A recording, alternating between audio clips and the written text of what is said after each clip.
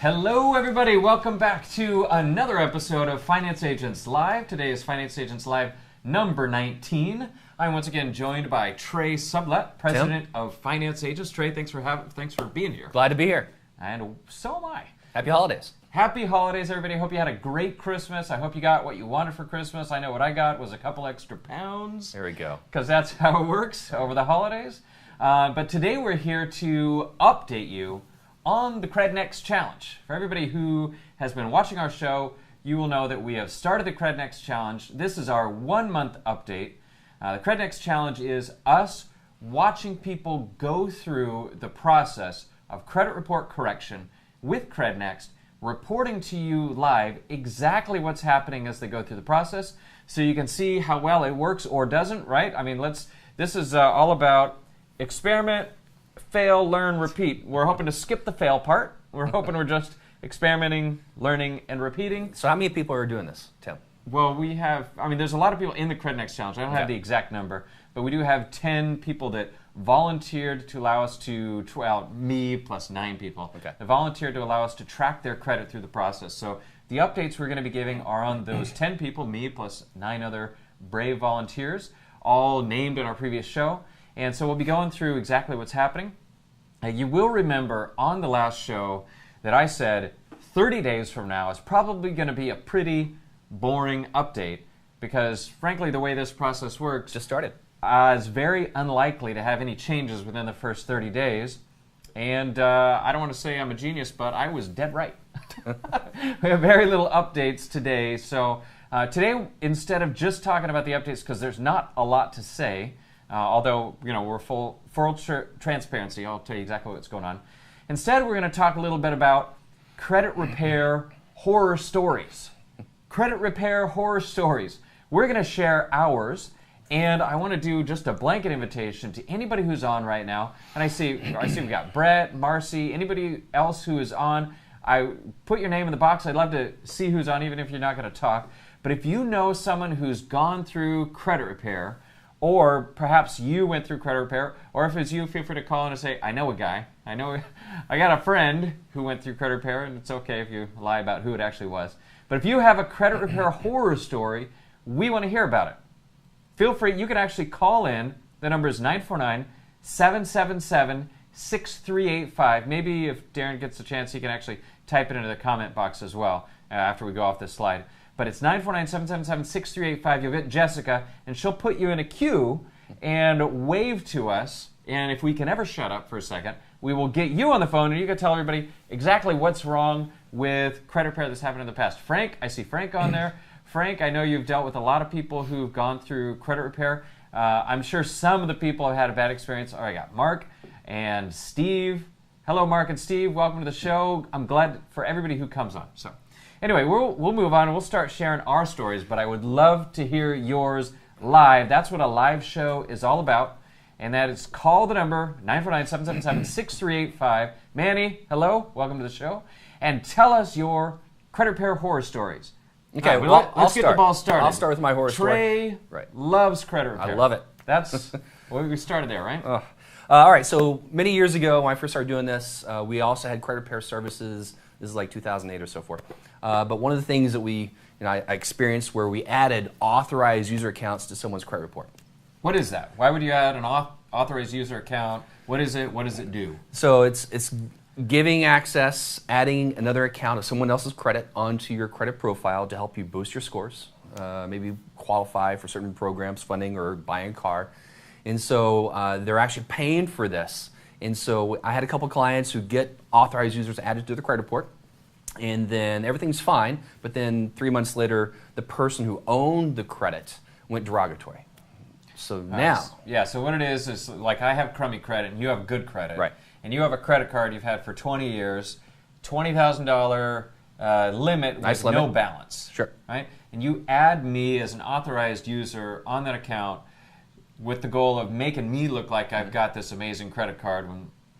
And so you referred people for that service. We had that service in place. And so this was different back in the day where you could boost like your child's credit or your spouse's credit by adding as an authorized user. But When So it sounds like a solution. So what's the horror story? the horror story is the person who owned the credit fell behind on their payments.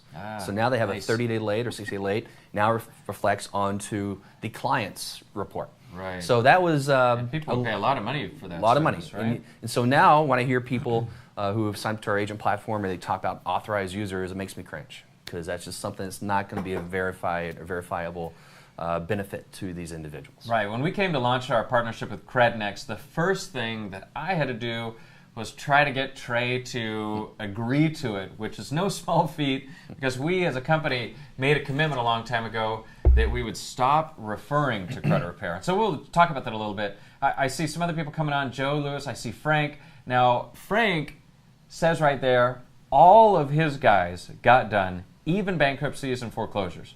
And I don't know what to say to that, because I've never seen a credit repair company with a 100% success rate. I call BS. Well, I'll be honest, man. There's no way that that's true if you've been referring for 15, 20 years, that every single person got complete, because the person can mess it up, right? It's not even necessarily the credit repair company's fault. The people who have a history of making mistakes keep making mistakes throughout the whole process, and some people will just never get better because they're messing up their own lives through the process. When I first got into this game about 10 years ago, credit repair companies that I was seeing were often lawyers, and they were charging up to $5,000 for the service. Literally $5,000. This is how things got a little dicey. People will get referred over for a service, they'd pay $5,000 up front, and then maybe they get some results. Usually they had some very unrealistic expectations what's going to happen, because frankly, if I pay $5,000 for something, and this is 10 years ago, I'm expecting something amazing, like a limo to show up, correct, and deliver me to the land of perfect credit. So one of the things I think there are some services out there like Bob Tar that can work, but what happens is when they stop working, that person comes back to you, and yeah, I mean, that's the fear. Our understanding is that Bob's service, CredNext, is different, and this is why we're doing this public test, so we can show you exactly what's happening, right? But when we started, it was $5,000, and the prices started to come down. What I tended to see was people would come in and very quickly get a big boost. Something good would happen after the first 45-day mark, which is about when you start seeing your first results. And often is maybe half of their problems get wiped away right at the beginning, and then the rest would sort of linger forever. And at some point, the client would start getting mad or complaining about a monthly fee, and then it would get ugly. Like Lexington Law, pretty much the #1 provider in the space. You know, I've heard of people that have been with them for 18 months, and they keep paying because they keep thinking some miracle's going to happen, and when it doesn't happen, they blame Lexington Law. You know, I don't know. There's only so much they can do, right? Another thing that we've seen, one of the big problems I saw was every single person who had a credit repair service that came to talk to us would all say the exact same thing. My service is amazing. It's the best thing in the world. It can remove anything. Send me everybody, and nothing will ever go wrong. That's what it started as. And then we would send people. They wouldn't remove everything. People would be mad. And then at some point, they'd stop answering the phones. They're just, right? Right. Do you remember that we had one lady we referred to who it was working, and then it stopped, and she just stopped answering the phones? In the early stages of our old company, People Finance love that. Store, we had some relationships. We referred a good amount of business. We had a company in Texas in around 2010, 2011. We referred a good amount of clients. And for us, our true clients are in the Frake Alios of the world, our relationships. And that's who we want to protect. But this one company in Texas stopped communicating. We had sent over 50 people for their service, and they just stopped? Stopped. It was a black But hole. the billing kept going on. Billing kept going. Billing magically continued. But, you know, over the years, I've seen it go from $5,000 to get started to $1,000 to get started. That company in Texas was about $600 or $700 and some sort of a monthly fee. But now they pass a lot of laws that really regulate the cost, so the cost is lower, which is good. It really protects you as the customers. You can watch and see if things are improving.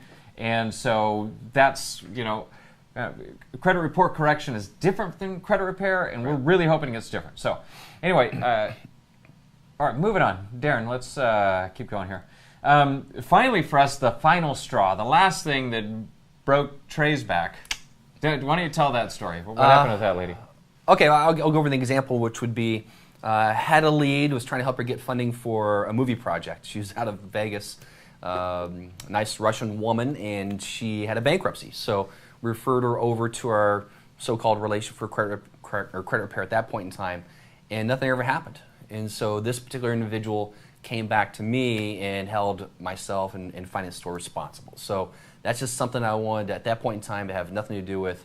And so over the years, I think this lady was one that we sent to the woman who just stopped answering the phone, Correct. right? Correct. So she came in. What do you remember? What the down payment was back $500. then? $500 Right. and some monthly fee. But then the provider just stopped answering the phone. The client got more and more angry, started threatening you. So we feel helpless when they're across the country. You know, the one good thing about Bob Tarr and his CredNext, they're here. We can actually meet with them in our offices, face to face, and that's why everything we're talking about is we're kind of easing into this because, again, Tim keeps saying I'm very skeptical.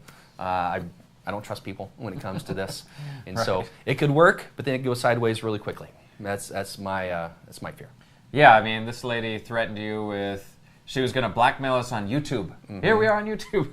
She said, I have 100,000 followers on YouTube. I'm going to bash finance. And we weren't making money for the referrals. We were just trying to help people. So at that point we said, no more. That was years ago. Years ago. And we haven't done it until now. So now this is a big leap for us. We believe it's going to be different. And so that's partially why we're doing this process where we show you exactly what's happening. All right, so here's your progress update for the 10 volunteers. Just going to put the whole darn thing on the board because it is pretty simple. Starts at the top. The clock. No change, no change, no change, no change, no change. Why is there no change after 30 days in the system? I'll say why. Tell me why. Let's take Tupac Shakur. It took years of developing these issues on the credit report. Mm-hmm. It's not going to be fixed in 1 month. So Bob and his team, they're formalizing a game plan, making sure they do it the right way the first time around from what we've seen. So really not going to expect anything the first 30 days of this process. It's more going to be 45, 60 days down the road. Yeah, now there's a specific reason why it's basically impossible for a change to happen in the first 30 days. This is something I mentioned on the last show, and I'll just bring it up again. The way it works is you sign up, and then Bob and his team review your situation, and they decide which things need to be disputed, and they submit a dispute. The credit reporting agencies then send that dispute through to whoever reported it. So, for example, your Experian, the credit reporting agency, they get this dispute request, and then Experian sends a notification to Bank of America to say, hey, prove whether or not this is supposed to be there. And there is allowed 30 days. They are allowed 30 days to respond, and every agency takes the absolute maximum amount of time to respond. So that means you sign up, if they start, even if they did their disputes the next day, there's not enough time for there to be an impact. So if Bank of America then says, fine, I don't have proof, you can go ahead and let it go. Then it goes to the Experience reporting cycle. It's 45 days at a minimum before anything happens. So it's basically impossible. But we still want to do our 30 days. Let so alone we can it's December, stick with right? It. December is one of the most unusual months for us, right? And in the Postal Service. So yeah, people are closing shop, and but the 30 days is still there, regardless of whatever month it is. So nothing's going to happen in the first 30 days. I expect to see a lot happening by the next 30 days. Now, somebody's asking, why is every name someone famous? That's because our clients are great. We have a high-class clientele. High class. No, just to be clear, Taylor Lautner from the Wolf movies, Vampire, what is it? Twilight series, is not our actual client.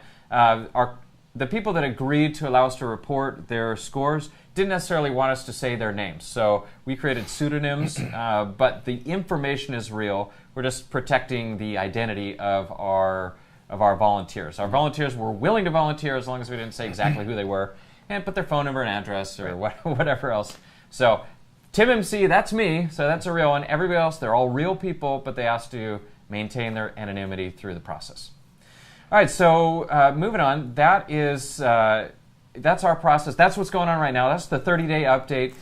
Feel free to come in and take your own CredNext challenge at any point. You can go to crednext.com, fill in your information. You can do your own 6-month trial and see how it compares to us. If you're thinking about doing it, you know right now that nothing's going to happen in the first 30 days. And I see other people are coming on and promoting their service. And that's great. There's a lot of different services out there, but we're going to show you exactly what happens with CredNext as we go through the process. Darren, if you could keep going. All right, here's a shot of the page. If you just go to crednext.com, you can fill out the form. It's pretty darn simple.